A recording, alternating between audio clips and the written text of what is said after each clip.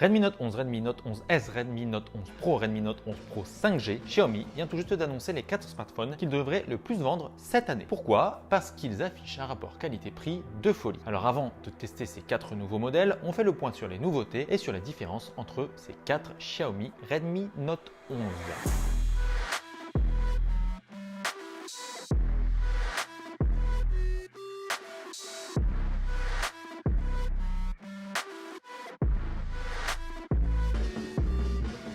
Avant d'entrer dans le vif du sujet, petit rappel de ce qu'est la gamme Redmi Note. En un mot, la famille Redmi Note s'est imposée comme le meilleur rapport qualité-prix du marché des smartphones. Xiaomi réussit à intégrer des technologies dernier cri dans des smartphones vendus moins de 200 € quand on sait qu'un consommateur français dépense en moyenne 300 € par an dans l'achat d'un smartphone. Ces Redmi Note, ce sont clairement des no-brainers. D'ailleurs, n'hésitez pas à me dire dans les commentaires combien vous êtes prêt à dépenser pour un smartphone chaque année. Très intéressant pour nous, ça tient. Revenons donc aux 4 Redmi Note 11, 11S, 11 Pro et 11 Pro 5G. Xiaomi France n'a pas encore donné de tarif officiel, mais au regard des prix au global, on peut s'attendre au même prix que la génération précédente. Pour rappel, le Redmi Note 10 avait été vendu à 199 €. Le Redmi Note 11 devrait donc sortir au même tarif. Voilà, ça c'est dit. Bon alors, qu'est-ce qu'on a pour ce prix? D'abord, on a le Redmi Note 11, logique. Pour ce modèle comme pour tous les autres, on a donc un design en plastique. Pour ce prix, on ne peut pas s'attendre non plus à beaucoup mieux, avec des lignes très inspirées des derniers iPhones et une certification IP53. À l'avant, on a un écran AMOLED Dot Display de 6,43 pouces,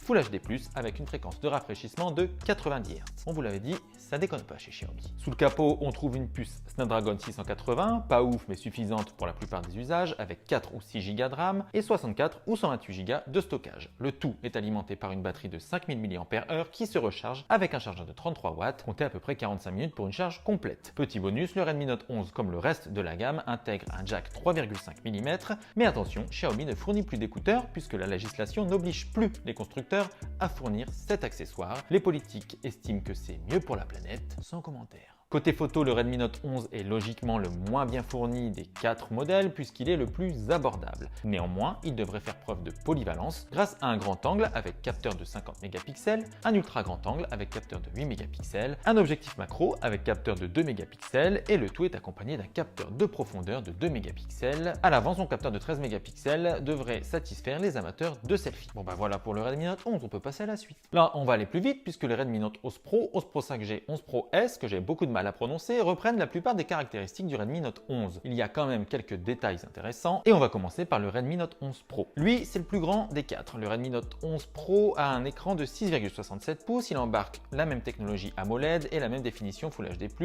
mais sa fréquence de rafraîchissement passe à 120 Hz. Sous le capot... Sous le capot, il y a aussi du changement puisque la puce Snapdragon 680 est remplacée par une Helio G96 de Mediatek, plus performante et moins gourmande en énergie. Cette puce est associée à 6 ou 8 Go de RAM, encore un petit bonus, et 64 ou 128 Go de stockage, ça bouge pas. Autre point important, le système de recharge est beaucoup plus rapide puisque le Redmi Note 11 Pro est livré avec un chargeur de 67 watts, comptez à peu près 30 minutes pour une charge complète, ce qui est vraiment très bien pour un smartphone à 200 €, même s'il coûte un petit peu plus de 200.